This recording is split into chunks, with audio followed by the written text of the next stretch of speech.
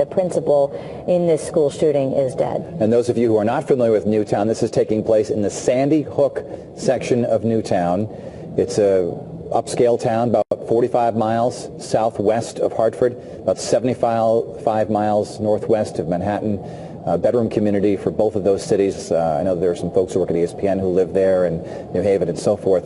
And it's one of those quiet towns where, as Devin Lazzetti said earlier today in that Skype interview, these pictures are absolutely heartbreaking. Just horrifying absolutely to see. Heartbreaking. It's a town where everybody knows their name, and if you think there are 27,000 people in the town of Newtown, and 27 people there are now dead. If you don't know someone who was killed, you certainly live near somebody who was or will be impacted by this. Yes, and our own reporter Susan Raff confirming that, in fact, the principal, Dawn Hochsprung, was killed in these attacks. She lives in Woodbury.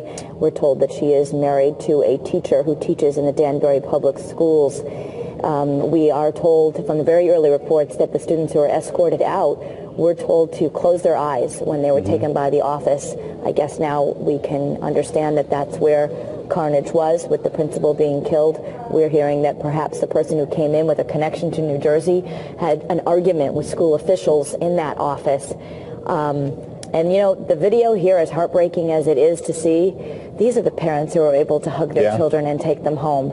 And the video that we can't see is even more horrifying of what still is inside of that school with 18 children dead. And, you know, we've heard tweets and Facebook postings from various viewers of Channel 3 who live all over the state who've chosen to dismiss their children early to get them home and just want to hug them. And I think everybody wants to do that. I know I hugged our daughter when I picked her up this morning. It's just, this is a parent's worst nightmare. And Kara, you know, I'm almost afraid to say it, but, you know, it's possible that somebody there may have lost more than one child. Right, and that's the thing. When you have an elementary school, this is K through 4th, and we were seeing lots of reports of that, of parents very distraught, and they might have a kindergartner and also a second grader, very common in those families.